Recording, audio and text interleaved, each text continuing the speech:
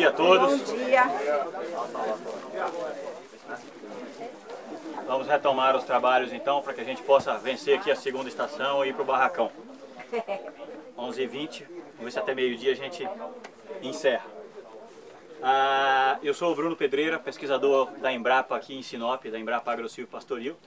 E a ideia hoje é conversar um pouquinho com vocês sobre os novos cultivares da Embrapa nos lançamentos, né, o que a gente tem de novo na empresa. E gostaria de começar agradecendo a Unipasto, né, o Marcos não pôde estar aqui com a gente hoje, mas a Unipasto é grande parceira da Embrapa. A Unipasto hoje é uma associação de sementeiros, 38, 40 empresas que se reúnem no que a gente chama de Unipasto. Eles aportam dinheiro na pesquisa, ajudam que a gente chegue no desenvolvimento dos cultivares. E quando a gente tem os cultivares prontos a serem lançados, a gente entrega isso para as sementeiras e elas fazem a comercialização. Então esses materiais mais novos que eu vou falar para vocês hoje, vocês só vão ter eles à venda a partir de julho agora. Né? Não sei se já tem alguma coisa lá de Ipiporã, Quênia, tudo chegando ainda, né? E isso as sementeiras aí botam nas revendas têm a possibilidade de fazer a entrega para vocês. Então, a primeira planta que eu gostaria de conversar com vocês hoje é a Ipiporã. Ipiporã é uma braquiária híbrida de brisanta com rosiziensis, que a gente tem na empresa desde 1992. E o programa de melhoramento vem caminhando. No início dos anos 2000 a gente começou a trabalhar, né, no melhoramento dela. E de lá para cá a gente vem buscando as características que são importantes ou não para que a gente possa colocá-las no mercado. Um dos fatores que é importante desse processo e do entendimento com a sociedade é que a gente não consegue lançar um capim de um ano para o outro. Né? Então uma planta dessa levou 15, 20 anos dentro da empresa sendo testada. Foi testada no Acre, no Distrito Federal, em Goiás, em São Paulo, em Minas, em Mato Grosso. Para que a gente possa botar no mercado e saber como ela responde em cada um desses lugares. Então a gente tem muita segurança no material quando a gente traz ele, porque a gente conhece os defeitos e as qualidades. Ipiporã então está aí há quase mais de 15 anos sendo estudada dentro da empresa. Uma planta híbrida de necessidade de solos de média fertilidade, tolerante às cigarrinhas típicas das pastagens, DO e zizúlia, as pretinhas menorzinhas, e a marranarva, a vermelha maior, que tanto tem dado trabalho para a gente e tem dado problema. Importante ressaltar que a brisanta marandu, que a gente tanto usa aí até hoje, quando ela foi lançada, ela também era tida como tolerante, mas apenas as cigarrinhas típicas, né? Que eram essas pretinhas menores, que era o que a gente tinha de problema. A vermelha não era um problema para nós, a gente não tinha ela em grande escala aqui para cima. Então ela nem sequer foi testada lá atrás para esse tipo de cigarrinha. E à medida em que a marranarva veio entrando, a gente aí começou a enfrentar o problema de ter que pulverizar, ter que ter monitoramento e controle dela. A Ipiporã não tem esse tipo de problema e uma planta com alto valor nutritivo. A gente não tem ela aqui ainda para mostrar, mas é uma planta que já está à disposição e deve ir para o comércio agora já no segundo semestre. Ponto importante da Ipiporã. Apesar de ser altamente resistente à cigarrinha, ela não tolera as condições da morte das pastagens. Onde eu tive problema com a morte, eu não posso colocar Ipiporã, porque eu vou ter problema também. Então onde eu tenho problema com cigarrinha, mas eu não tenho problema com morte, ela sim é uma opção para a gente. Em comparação dela com a marandu, né, com a nossa brisanta, ela produz um pouco menos em termos de massa de forragem, em termos de acúmulo de forragem. Ela é uma planta híbrida, uma planta um pouco mais sensível do que a outra. Uma planta que está na velocidade de estabelecimento um degrauzinho abaixo da brisanta. Você está acostumado a plantar o brisantão. Na hora que você plantar o Ipiporã, você vai ver que ela é um pouquinho mais devagar, mais exigente em fertilidade e um pouquinho, mas é bobagem mais ligeiro, mais lenta no estabelecimento. Mas uma planta que traz para nós melhor valor nutritivo, melhores valores de proteína, digestibilidade e por consequência consegue oferecer para nós maior desempenho do indivíduo, maior desempenho animal. Então quando eu tenho em paralelo um animal que está em pastejo com Ipiporã ou com o marandu, por exemplo, no Ipiporã eu vou conseguir ter animal desempenhando um pouco melhor. Mas como a produção dela de massa como um todo é um pouquinho menor, na hora que eu somo isso para descobrir qual é o meu ganho de peso por hectare, que é a moeda que importa para nós, né? Quando a gente está falando de soja, a gente não fala quantos pés de soja eu tenho no hectare, nem quantos grãos de soja eu tenho numa planta. A gente fala que colheu 60 sacas por hectare, 58 sacas por hectare. Na pecuária a gente precisa dizer quantos quilos colheu por hectare naquele ano, naquela safra de boi que a gente fez. E aí a Ipiporã é uma planta muito semelhante à Brisanta marandu, vai permitir que eu colha a minha safra de boi tanto quanto, né, a gente tem conseguido fazer nas brisantas de maneira convencional. A grande característica dela é realmente a questão do manejo com relação às cigarrinhas das pastagens. Em Sinop a gente tem ela monitorada desde o início de 2015 e esse ano foi bem importante, né? A gente começou a ter chuva em agosto, de maneira meio fora do ar. Lá na Embrapa em Sinop choveu 65 milímetros em agosto, né? Eu digo, pode esperar, esse ano ela vem. Foi ótimo para o pasto, mas a cigarrinha começou o ciclo mais cedo. Outubro, novembro, ela já estava por lá, a gente teve picos já em novembro, picos em dezembro, e a gente aí teve a Ipiporã monitorada durante todo esse tempo, com 1, 2 adultos por metro quadrado nas medições, o que é um número muito pequeno, né? A gente tinha cultivares do lado com 30, 40, 45 adultos por metro quadrado nas medições em paralelo, feitas sempre no mesmo dia. Então veja, plantas que têm uma sensibilidade completamente diferente à questão do ter ou não cigarrinha naquela área de pastagem.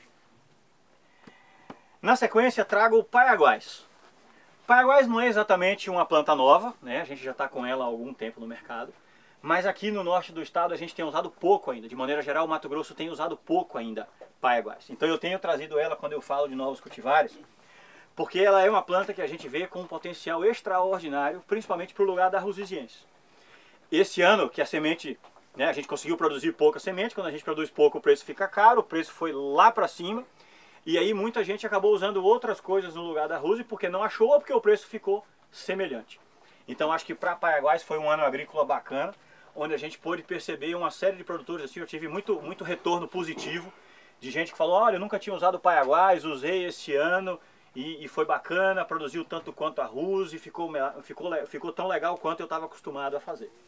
Então, na hora que a gente compara ela com a Piatã, que é a planta mais parecida que a gente tem, e em todos esses ensaios que eu estou mostrando para vocês que são feitos dentro da empresa, a gente sempre procura botar elas lado a lado com uma outra planta que é muito parecida e que já está lançada no mercado. Esse é o jeito que a gente tem de registrar um cultivar novo no Ministério da Agricultura e poder colocá-lo à venda.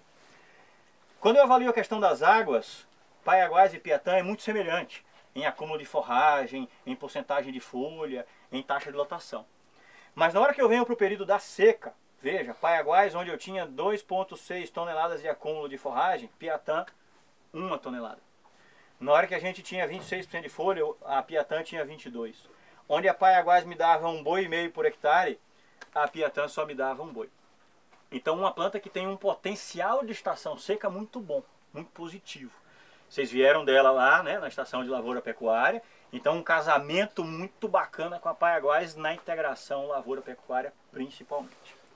Qual que é o problema dela pra gente aqui? Ela também é suscetível à cigarrinha. Então o Paiaguás hoje não tem recomendação pra gente aqui no norte do país, né, no norte do Mato Grosso, para que eu faça dela um pasto definitivo. Tem algumas experiências aí, a gente tem avaliado, mas para que você mantenha isso, o nível de interferência em relação à cigarrinha vai ter que ser alto. Eu vou ter que estar sempre monitorando e procurando um jeito de intervir. Então acho que não é uma planta que a gente recomende para que você faça pasto definitivo. No máximo o que a gente tem chamado de pasto de ano e meio, né, que você bota lá no milho ou depois da soja, usa ele uma safra para fazer a rotação com a lavoura e na safra seguinte já volta a ser soja de novo. Então não mais do que um ano e meio ele fica nas áreas de integração lavoura-pecuária. Quando eu venho para valor nutritivo a mesma coisa, 9 de proteína para 7,5, né? Paiaguás, Piatã, digestibilidade 57 para 53 e desempenho 350, onde eu tinha 210 gramas dia. Né? Se você pegar a diferença de 140 gramas dia aqui nos animais durante a estação seca, esse boi que estava num pasto de Paiaguás vai morrer muito antes do que o que estava no pasto de Piatã. E a gente sabe que hoje tempo é dinheiro. Quanto antes um boi morre, antes eu faturo, antes eu executo aquela venda e o negócio funciona melhor. E na hora que eu faço o somatório do ano, 700 para Paiaguás, 650 quilos de peso vivo para Piatã. Então a Paiaguás consegue me ajudar a fazer mais boi dentro do meu ano agrícola, permitindo com que eu tenha esse acúmulo de forragem, principalmente durante o período seco, o que me permite ter uma vegetação que fica um pouco mais verde que tem ainda acúmulo de forragem e que eu consigo manter taxas de lotação que são interessantes, reduzindo esse meu período aí, me ajudando principalmente nesse período de escassez que é agora, esse período que a gente está entrando. Vocês viram aquela Paiaguás lá? Quem não gostaria de ter um pasto daquele na fazenda hoje para passar os próximos 3 ou 4 meses, né? Então, importante a gente ter essa noção de que isso tudo também pode ser alterado em relação ao manejo do pastejo. Como é que eu faço para ajustar isso? E veja, quando a gente avalia eles a 15, 30 e 45 centímetros de altura, a gente chega na faixa do meio, onde eu consigo ter animais ganhando bastante, com boa taxa de lotação, o que permite que o meu sistema me dê mais arrobas por hectare. Se eu deixo o pasto muito alto, eu ganho menos por área. Se eu deixo o pasto rapado cá embaixo, também eu ganho menos por área e o meu desempenho animal também é pequeno, porque o pasto está rapado, o boi não tem o que comer, a taxa de lotação é baixa. Então a gente sempre busca essa faixa de utilização do capim, que é onde a gente consegue ter um bom desempenho animal e um bom ganho por hectare. No caso das braquiárias, de maneira geral, a gente tem sempre ficado nessa casa dos 30 centímetros quando a gente está trabalhando sob lotação contínua, né? Indo adiante, Tamani. Tamani foi o primeiro híbrido de pânico máximo que lançamos no ano passado. Tamani vem para o lugar do Maasai, digamos assim. Uma planta muito parecida com o Maasai, mas muito parecida. Eu particularmente tenho dificuldade de discernir o que é Tamani e o que é Maasai, se eles estiverem plantados lado a lado. Então a gente tem que tomar cuidado para saber onde está plantando cada coisa. Mas eu não sei se vocês já ouviram falar, mas desde o lançamento do Maasai sempre se disse assim que o Maasai não atingia o desempenho que a gente esperava. O desempenho é sempre menor um pouco do Maasai do que a gente gostaria que ele desse, né? E a gente sempre soube que isso é atrelado a uma característica que tem dentro do Maasai. Se eu cortar uma folha de Maasai e olhasse ela de frente, a gente veria estruturas dentro da folha do Maasai que são mais lignificadas, que são mais enrijecidas de alguma forma. E na hora que isso vai parar no rumen do boi, a gente tem uma certa dificuldade de digerir a folha do Maasai. E Tamani não tem isso. Então Tamani sempre traz para nós, principalmente, valores de digestibilidade maior em relação ao Maasai, porcentagem de folha maior em relação ao Maasai, o que se reflete num desempenho animal sempre bem melhor do que o Maasai. Então, né, eu diria para vocês que Tamani é Maasai muito melhor. E na hora que eu vou para massa de forragem e taxa de acúmulo, né, o Maasai ainda consegue fazer isso mais alto. Mas por mais que o Maasai produza mais, a qualidade do que o Maasai produz a mais é menor do que o Tamani produz. E na hora que eu fecho o meu ano de novo, em ganho de peso por hectare, eu ainda vou produzir mais no Tamani, porque apesar de ter menos animais na área, são animais que estão desempenhando bem acima do que o Maasai permite que eu desempenhe. Isso significa que nós vamos parar de usar Maasai? Não. Isso significa que nós temos mais uma opção. E que se eu estiver buscando animais que possam expressar o seu desempenho individual, eu devo preferir Tamani a Maasai, né? Qual que é o problema disso aqui pra gente hoje? A gente normalmente tem direcionado o Maasai para as áreas de mortalidade também. É um dos capins que a gente mais tem usado. O Tamani não vai servir para esse propósito. Então, se é uma área onde eu tenho problema com morte, eu não devo substituir ele pelo Tamani, e sim pelo Maasai, sabendo que eu vou ter uma certa limitação em desempenho individual. Mas nem toda a área do Mato Grosso está morrendo, e a gente tem tido bom sucesso aí com o Tamani. Aqui, inclusive, a gente tem uma boa área de Tamani produzindo já aí há 2 anos. Há 2 anos. Então, Maasai, Tamani em relação ao Maasai, vai me dar melhor valor nutritivo, vai me dar maior desempenho animal e, por consequência, maior ganho de peso na minha área onde a gente está produzindo boi. E em relação ao Zuri, né? O que eu posso dizer para vocês em relação ao Zuri? Que ele tem porte mais baixo, com uma arquitetura mais fácil de manejo, né? Toda vez que a planta é mais baixa, eu não brigo tanto com ela. Diferente de quando eu tenho o Zuri, quando eu tenho Mombasa, quando eu tenho Tanzânia, que são capins que crescem mais, ficam mais altos. E aí é sempre mais difícil de manejar. Então, do ponto de vista de facilidade de manejo, o Tamani vai me dar menos problema e menor alongamento de colmo do que Zuri. Isso a gente mede também o quanto cresce de colmo em uma, quanto cresce de colmo na outra, qual é a relação folha-colmo. Tamani traz isso de maneira bem interessante para a gente. Então, passamos por Ipiporã, Relembramos Paiaguás, passamos por Tamanho. Vamos a Quênia. Quênia é lançamento agora, de março desse ano, junto com Ipiporã. As duas foram lançadas na Dinapec, né, em Campo Grande, esse ano. Quênia é um híbrido de pânico máximo, com porte médio-alto. Né? Eu gosto de dizer que ele é um pânico de porte médio. Ele vai parecer um Tanzânia, um pouquinho menor, com folhas talvez mais estreitas do que o Tanzânia, mas também de muita folha, com alto perfilhamento, com alta proporção de folhas, com boa digestibilidade e também com a mesma característica da Ipiporã com relação à cigarrinha. Lá nas áreas que eu tenho de pasto dentro da Embrapa, na Ipiporã você ainda vê de vez em quando uma folha com aquele, né, aquele fiozinho branco que a cigarrinha faz na folha. No Quênia a gente não vê. Eu acho que ela ainda é assim, do ponto de vista de se eu tivesse que comparar um com a outra, eu diria que o Quênia ainda é mais forte em relação a isso. Uma excelente característica em relação à cigarrinha. Onde que a gente tem recomendado a utilização do Quênia? Quênia tem ido bastante para projetos de leite menores. Vou fazer um projeto lá de 4, 5, 10 hectares de leite, vou fazer aquilo de maneira bem intensificada. Eu consigo adubar ela bacana, eu consigo pegar o manejo dela mais fácil e fazer uma boa utilização, né? Porque ela vai ter toceiras de maior densidade de folhas, sempre macias, de colmos tenros, com essa facilidade de apreensão. O pastejo no Quênia é uma atividade fácil de ser feita, porque ele é um Tanzânia mais macio, digamos assim. Né? E ele conseguiu dar para nós desempenho melhor do que Tanzânia e melhor do que Mombaça. Então, se eu tenho indivíduos que podem desempenhar, mostrar para mim esse resultado de desempenho, ele vai conseguir fazer isso em relação aos outros. Né? Em teste dele em relação ao Mombaça, né, no Cerrado e na Amazônia, a gente sempre, para lançar um capim, precisa testar ele em diversos lugares. Na região de Cerrado, desempenho animal dele 560 gramas dia em relação a 515. Na seca, Mombaça ainda deu um pouquinho mais. Mas na hora que eu venho por desempenho em quilo por hectare, ele um pouquinho acima do Mombaça, né? Quênia um pouquinho maior do que Mombaça. Então, um capim de porte médio, de facilidade de manejo melhor do que Mombaça, e que me consegue botar no mesmo patamar de produção de Mombaça na região do Cerrado.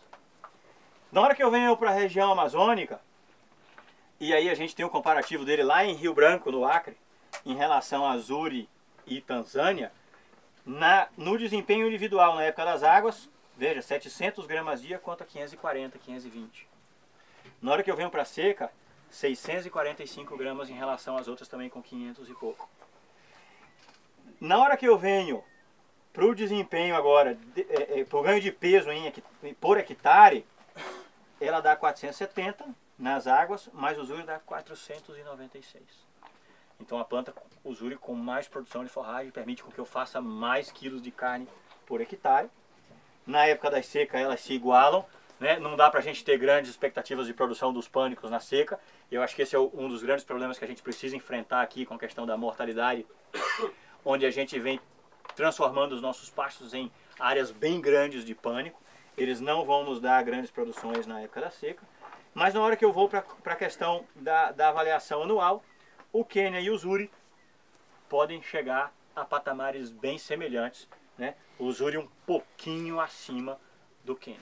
Então, se eu vou fazer uma intensificação de áreas menores, onde eu tenho maior poder de manejo, de adubação, eu vou preferir Quênia para que eu possa ter uma boa utilização, buscando sempre uma grande eficiência de utilização. E o Zuri? O Zuri já estava no outro slide com um alto potencial de produção, com os maiores ganhos individuais, e está aqui atrás, né, plantado de dezembro desse ano. Um pasto com uma arquitetura similar aí ao Tanzânia, né? O Zuri a gente quer ter ele mais perto do Tanzânia do que do Mombaça, né, do ponto de vista de morfologia, e o Quênia mais perto do Tanzânia pelo lado de baixo, entre o Maasai e o Tanzânia. Excelente acúmulo de folhas, potencial de produção animal superior a Tanzânia e Mombaça. Ele tem uma característica bacana que é a resistência aos fungos. Às vezes a gente vê o Mombaça com aquela amarelidão embaixo, aquelas pontuações avermelhadas. O Tanzânia dava muito, né? A gente parou de usar bastante o Tanzânia aqui por conta do problema com os fungos. E ele também tem lá a sua tolerância à questão da morte. Então a gente tem já algumas fazendas que substituíram o Zuri em área de morte e tem tido sucesso com relação à substituição. Precisamos acompanhar isso aí ao longo dos anos para ver o que vai acontecer, mas por hora ele tem sido sim uma opção no lugar do Mombaça. E se a gente for para os números, de novo, Cerrado e Amazônia, nós vamos ter Zuri na época das águas me dando desempenho animal maior, taxa de lotação semelhante, ganho de peso vivo maior. Na seca ele e o Mombaça se assemelham muito, mas o Mombaça ainda me deu um desempenho animal um pouquinho maior. Isso na região de Cerrado. No entanto, na hora que eu fecho o ano, o Zuri fecha com 760 kg de boi, o Mombaça com 670. Então a planta aqui sim vai me dar um potencial de ganho maior do que o Mombaça. Na hora que a gente vem para a Amazônia, eles não diferem muito em nada, fica tudo muito parecido. Em desempenho, em taxa de lotação, em ganho. Mas na hora que eu fecho o ano, eu boto 100 kg a mais de boi por hectare. Na hora que eu vou para a Zuri em relação ao Mombaça. Um fechando lá quase 900, o outro quase 800 quilos. Né? Nós estamos falando aqui de quase 30 arrobas colhidas por hectare, quando a gente vem para o Zuri aqui na nossa região. Né? De novo, Andrade, isso aqui é Acre. Um nível parecido com a gente aqui. De pluviosidade, temperatura, comprimento do dia, tudo isso que a gente avalia do que interfere em crescimento de planta forrageira. Né? Então o Zuri vem para nós com uma grande possibilidade de substituição ao Mombaça, sim.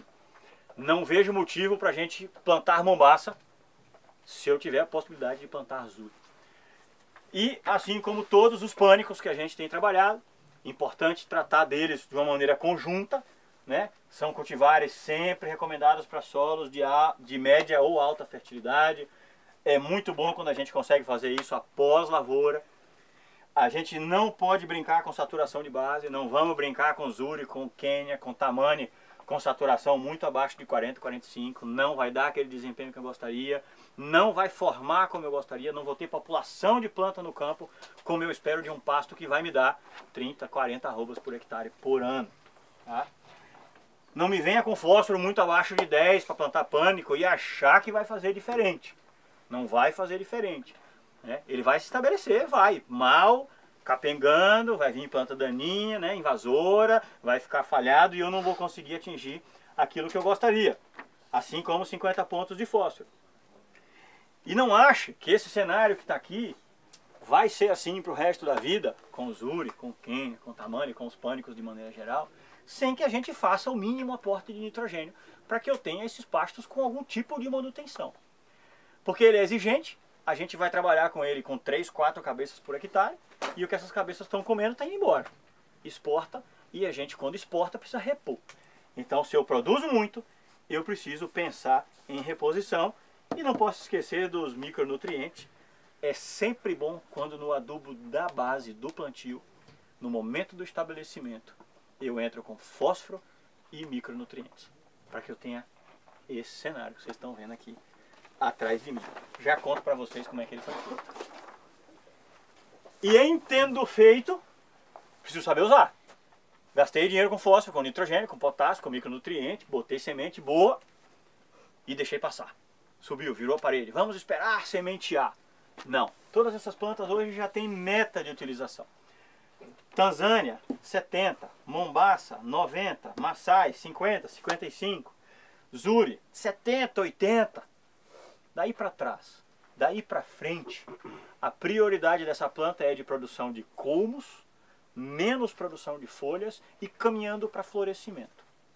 Tudo que eu não preciso para o boi. O que eu preciso para o boi é menos colmo, sem flor e muita folha. Quênia e Tamani, a gente não tinha dados até agora, o final do ano, quando fechamos a primeira bateria de dados lá em Sinop.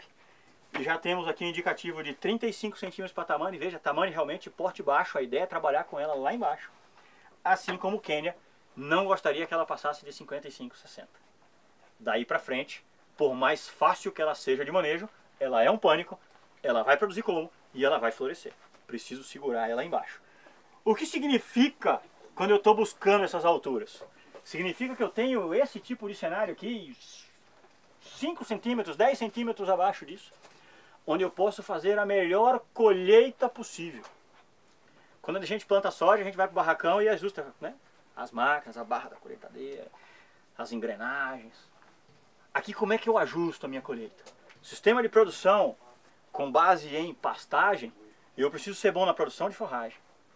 Eu preciso ser bom na colheita da forragem. E eu preciso ter animal que converta essa forragem colhida em carne. São 3 etapas. A primeira está feita, produção de forragem. Qual que é a segunda etapa? O momento de colher essa forragem e colher, foram embora as minhas colegas vacas. O material genético da melhor qualidade para que eu possa converter o que eu fiz. Não adianta eu ser um grande produtor de pasto e não colher na hora certa ou colher na hora certa com um boi que não desempenha. Não adianta eu ser um bom produtor de pasto, escolher a hora certa de colher e botar uma gabiruzada para comer lá dentro. Então eu preciso ser bom plantando, eu preciso ser bom colhendo e preciso ter bons animais para me ajudarem a converter isso em produção animal. Com isso eu fecho as eficiências de utilização do sistema de produção. Para não estourar meu tempo e a gente poder ir almoçar, queria contar para vocês que esse material aqui foi plantado entre 15 e 17 de dezembro, com 13 quilos de semente com 35% de VC. Certo? Isso significa que foram aqui 4,55 quilos de sementes puras viáveis por hectare. Por que é importante falar em sementes puras viáveis? Porque eu posso ter comprado 13 quilos de uma semente de VC 50, de uma VC 35, de um VC 80. Então se você me diz assim, eu joguei 13 quilos de semente para mim, então eu quero saber quantos quilos de semente pura viável você jogou, que é o que tem de fato dentro daquele saco. Foi jogado aqui 4,5 kg. Foi posto 200 kg de top fósforo, que significa 54 kg de P2O5 por hectare, de fósforo por hectare. E desde o primeiro pastejo, que foi feito com 65 dias, vem se mantendo aqui taxas de lotação entre 4,2 e 4,8 UAs por hectare. Então veja, bem plantado, bem colhido, bem convertido em carne. É adulto? Oi? São animais adultos? Cabeça adulta? São, vacas. Vacas.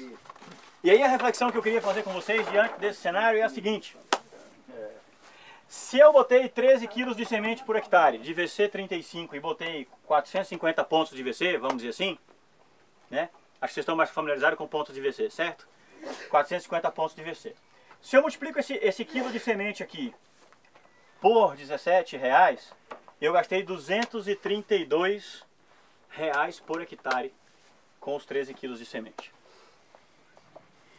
Se eu jogar o que se joga por aí, que é 8,5, 10 quilos, um saco para 2 alqueires, essa conversa média que a gente faz, que me dá 2,98, 298 pontos, 300 pontos de VC, eu teria gasto R$152. Muito provavelmente eu não teria esse cenário aqui. Um pouquinho mais ralo, uma planta daninha ou outra, uma densidade menor de plantas, certo? Pô, o Zé podia ter economizado R$80 por hectare, mas não, ele preferiu jogar aqui para cima. O que significa R$80 por hectare? Se eu dividir por um arroba de 120 hoje, significa que eu gastei mais 0,67 arrobas em cada hectare de boi. 20 quilos de boi. Se eu botar o pastejo 14 dias antes e botar 3 cabeças, ganhando meio quilo, eu produzi 21 quilos. Então se eu disser para vocês que plantando com mais sementes, ao invés de esperar 90 dias para fazer pastejo, eu posso fazer com 76 e dar na mesma, não é melhor eu fazer um pasto bem plantado e ter esse cenário aqui? Com esse nível de perfilhamento? Com essa densidade de torceiras? Aqui eu posso até errar agora, dificilmente vai dar grandes problemas. E aí faço a conta ao contrário com vocês. Se você me disser, não, eu faço sempre e espero pelo menos 90 dias para botar animais. Eu vou lhe desafiar a botar com 45. Porque o Zé me disse aqui, eu botei com 65 dias, mas podia ter entrado 15, 20 dias antes. Podia ter entrado tranquilamente com 45. Por que não entrou? Por causa de infraestrutura. Estavam dividindo os pastos A cerca demorou. e atrasou. A cerca demorou para ficar pronta, teve que ir para 65. Então, se eu ao invés de fazer um pastejo com 90 dias, fizer 45 dias antes com 45, porque eu gastei um pouco mais de semente por hectare e fiz um pasto mais ligeiro, em 45 dias, se eu botar 3 cabeças ganhando meio quilo, eu fiz 67 quilos, eu fiz 2,25 arrobas, que significa R$270 por hectare colhido. Então eu estou economizando 80 para não ganhar 270. recomendação em ponto de VC desse material é qual? A recomendação vai variar muito em função do que você tem lá. Se você for para os manuais, vai estar escrito 300, 350, tá? O que é o 300, 350? Aí deu 300. Deu 300. Mas o que é o 300? É condição ótima. É adubação bem feita, é plantio na hora adequada, na profundidade adequada, com controle de daninha tendo sido feito, chuva na hora certa. Eu normalmente não tenho esse cenário.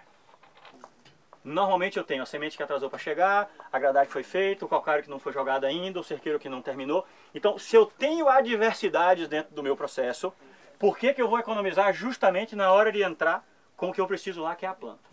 Tá? Eu preciso fazer a boa base, eu preciso ter correção, eu preciso ter análise de solo, preciso saber onde eu estou trabalhando. Né? Ninguém faz isso sem saber o que está no solo. E aí você consegue brincar. Não estou dizendo que está certo ou que está errado, só estou trazendo para vocês hoje uma reflexão sobre o quanto eu vejo a busca pela economia na categoria semente em relação ao todo. E o quanto isso pode acelerar o tempo em que eu entro. Se você estiver pensando nisso lá no começo da estação chuvosa, e você conseguir fazer plantio lá no início de outubro, quando começa a chover, é já fazer pastejo em dezembro, ao invés de só fazer em fevereiro. É poder aumentar a taxa de lotação já antes, na sua estação chuvosa. É ganhar mais 45, 50 dias no ano de produção de forragem numa área onde você não estaria ganhando. Quanto significa isso aqui no impacto do faturamento da fazenda como um todo? A gente só vai saber se a gente fizer conta. A gente só vai fazer se tiver acompanhamento. Nem sempre essa conta vai ser a verdade para você. Mas eu acho que esse é um ponto que a gente precisa refletir sobre o quanto eu gasto, aonde eu gasto e quanto eu ganho. Eu não vou permitir que um pasto fique fechado 90 dias, porque eu quero que ele fique fechado 90 dias, que ele vá para 2,5 metros de altura e jogue semente. Por que eu preciso que jogue semente? Eu preciso colocar semente e ter esse pasto aqui 45 dias depois. Se eu for esperar ele jogar semente, eu abri mão de ganhar 45 dias de pastejo. Com um pasto mais ou menos. Tá bom? Era mais ou menos isso que eu tinha a contar para vocês. Acho que a gente pode fazer 2 ou 3 minutinhos de pergunta, se alguém quiser fazer algum tipo de pergunta aqui em relação ao Zuri que está no cenário. E a gente se encaminha para o barracão para fazer perguntas lá sob a tenda mais fresca do que essa. Para esse tipo de morte do capim que anda dando nas terras férteis aqui do Mato Grosso, a Embrapa tem algum trabalho analisando a causa, o efeito de fato e algum indício de um dia resolver? Quando eu cheguei aqui em 2010, recém-contratado pela empresa, esse foi a primeira empreitada que me entregaram foi essa. E nos 3 primeiros anos, 4 primeiros anos da Embrapa em Sinop, a gente acompanhou isso em diversas fazendas. Foi o motivo pelo qual eu vim parar na Pontal pela primeira vez. E o que a empresa tem de entendimento hoje sobre a morte súbita é que ela não é uma novidade. Isso acontece desde 1994 no país. O princípio de tudo isso foi no Acre. E o que a gente tem visto é que ela está muito atrelada à dificuldade de drenagem dos nossos solos. Principalmente nos solos onde você tem grandes problemas de drenagem. Então, se você for para os plintossolos, para os solos onde eu tenho camadas petroplínticas, como eles falam, onde você tem esses afloramentos de rocha, esses solos são solos onde a gente tem chuva e a drenagem é deficiente. Com o tempo, a gente começou também a ter isso em latossolos. Foi o motivo pelo qual a gente refez o projeto em Mato Grosso. E de 2011 a 2014, a gente acompanhou 3 fazendas com cultivares plantados lado a lado. Porque a gente acredita que a única forma de resolver esse problema hoje é substituir a planta Brisanta marandu por uma outra planta que seja resistente àquela condição. Se você me perguntar o que exatamente está acontecendo num atossolo vermelho profundo, depois de andar muito pelo Mato Grosso, o meu palpite para você é o seguinte. A gente tem meses de dezembro, janeiro e fevereiro, com índice pluviométrico acima de 500, 600 milímetros de chuva, certo? Temos janeiro de 600 milímetros, temos janeiro de 600 milímetros, de até 1000.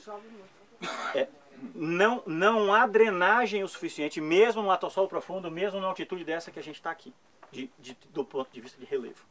Então, em todos esses lugares, se você vier encostar a mão no chão, você sempre vai ter uma condição de poros preenchidos por água. Então, toda a questão de macro e microporos, de respiração de raiz, ela fica debilitada. Aí vem a pergunta, por que isso não acontecia 30 anos atrás, acontece agora? Porque eu quero acreditar que o que está acontecendo dentro daquela mata ali, não é o que está acontecendo aqui.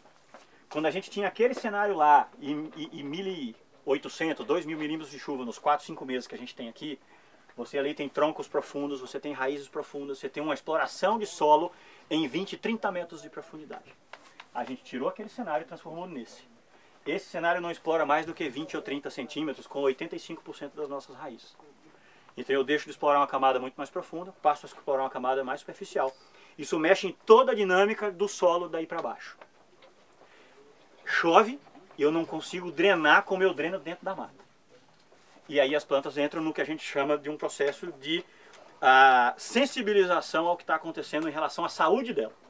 Então é como se você tivesse uma gripe na UTI. Vai dar problema. Se eu tiver uma gripe aqui hoje, eu vou para casa, fico 2 dias sem dormir, e a mulher me dá um Tilenol, faz um chazinho, tá tudo certo, 3 dias depois eu estou trabalhando. Se eu pego uma gripe na UTI, eu morro. Então eu trago essa planta para uma condição de estresse. Qual é o estresse? Falta de oxigenação de raízes. Pítio, fusário e risoctônia se apropriam desse momento e matam as touceiras em reboleira, como a gente vê aí fora. Só que, se eu pegar pítio, risoctônia e fusário e inocular numa planta sadia, num lugar onde eu tenho a aeração de raiz, não tem sintoma nenhum. Ela não vem a morrer. Então a gente acredita que esse é um problema do sistema de produção nesse local. Se você perguntar em São Paulo sobre morte, ninguém sabe. Se você perguntar em Minas, ninguém sabe. Se perguntar em Goiás, ninguém sabe. Exceto em lugares de baixada, onde você de fato tem um problema de encharcamento mais pesado, e aí as braquiárias morrem, os pânicos morrem, todas essas outras morrem. Zuri vai morrer, Mombaça vai morrer, se você for para o brejo. Né? No brejo vai ficar tupi, o midículo. Tem muito rei para nós. Laneiro, dictioneira, é o que a gente consegue fazer. Nessas áreas mais altas, o que a gente tem feito é substituição. Qual que é o nosso problema hoje? Essa substituição é feita pelos pânicos, porque as braquiárias também não estão aguentando de maneira geral. A empresa tem hoje, dentro do programa de melhoramento, plantas que se adaptam a essa condição, que produzem tanto quanto o marandu. Mas elas aí têm outros problemas que nós estamos tentando resolver antes de botar para fora. No compromisso de não botar no mercado uma planta que ele resolve um problema e ele cria outro. Né? Eu tenho uma planta que está ensinando comigo que resolve todos esses problemas. Só que o estabelecimento dela é crítico. É crítico. A gente planta, ela nasce mal, ela nasce lenta, ela leva 1 ano para formar. Como é que eu vou botar no mercado uma planta que leva 1 ano para formar? Aí vocês vão me dizer assim, você resolveu um problema e criou outro. Então o programa de melhoramento hoje, assim, ele nunca parou. Ele continua trabalhando no sentido de identificar essas plantas. Então, por exemplo, botou Zuri no mercado. Zuri vai para um teste como esse, de falta de oxigenação, e aí ele está lá na ponta da curva. Eu posso dizer para você, pode plantar Zuri no lugar de Mombaça que ele vai bem. Zuri, Mombaça, Maçai. O Charaés já vem para o meio do caminho um pouquinho. Tem fazenda que o Charaés foi replantado em lugar de morte, tem 10 anos e nunca deu nada. Tem fazenda que na mesma safra ele voltou a morrer. Então depende da intensidade que você está causando o problema para aquela planta. Ela vai ou não lidar. Como é que eu tenho tratado com isso nas fazendas? Eu preciso avaliar o sistema de produção. Dificilmente você tem um problema desse em 100% da área da sua fazenda. Então você precisa identificar os lugares que são mais críticos, trabalhar com as plantas que estão mais adaptadas. Os lugares onde isso não está acontecendo, verticalizar a sua produção e fazer o seu balanço da produção de comida ao longo do ano e manter o seu sistema produtivo funcional e econômico, né, para que a gente tenha as coisas em bom andamento. Aqui na propriedade, os pastos que morreram mais com o brisantão foram os melhores pastos, não foram os piores pastos, foram aqueles que estavam bem. Aí começou a morrer mais rápido do que aqueles que estavam mais baixos. Ela não necessariamente está atrelada à fertilidade, não está atrelada à idade. Não, eu tenho lugares onde foi feito lavoura pecuária por 3, 4 anos. Botou o marandu e morreu. Entendeu? Tem lugar onde o cara resolveu subsolar. Trator de 250 cavalos, subsolador a 80 centímetros, rasgou nos 2 sentidos. 4 meses depois ele estava morrendo. Então eu tenho um problema de perfil de solo no lugar onde chove 500, 600 milímetros no mês. Acho que não tem nada a ver com o fungo da cigarrinha. Com o fungo da cigarrinha não, tem a ver com o fungo de solo, que é secundário à questão da falta de oxigenação de raiz. A cigarrinha não. Não. A gente não tem indícios de que isso esteja perto. Porque você tem lugares que, por exemplo, por que ela pica o Mombaça não morre, por exemplo? Entendeu? Eu tenho lugares onde a cigarrinha também ataca outras plantas e ela não tem um problema. Ela pode ser mais um fator que na conjuntura acelera o processo. Você vinha com um problema de falta de oxigenação por esse excedente de água, né? Que sistema de irrigação é planejado para jogar 20 milímetros por dia? Nenhum. A gente tem um natural aqui. Ela chega a morrer até em morro. Ela chega a morrer, exatamente. E muito onde a água escorre. E normalmente nesses morros onde você tem um problema de adensamento um pouco maior. Onde os animais andam, você tem esse solo ainda mais achatado. E aí o problema é mais crítico porque falta oxigênio mesmo. Falta oxigênio mesmo. Tá? Então o cenário hoje é esse. Há quem concorde, há quem não concorde, né? truco, 6. Mas na verdade isso aí veio a dar um alerta para nós, fazer pastagem melhor. Manejar de maneira adequada. Exatamente. Qual dessas espécies dá para consorciar com milho? As baixinhas, né? O tamani, tem gente trabalhando, o paiaguás, são todas plantas que dá para você trabalhar no consórcio da integração lavoura-pecuária. A ipiporã dá também, mas ela vai sair cara, não vai justificar. A não ser que o senhor vai fazer uma reforma com milho para fazer um pasto definitivo. Mas se for para matar ela, não vai justificar. O tamani vai. Certo, gente? Vamos pro barracão almoçar? Obrigado a todos.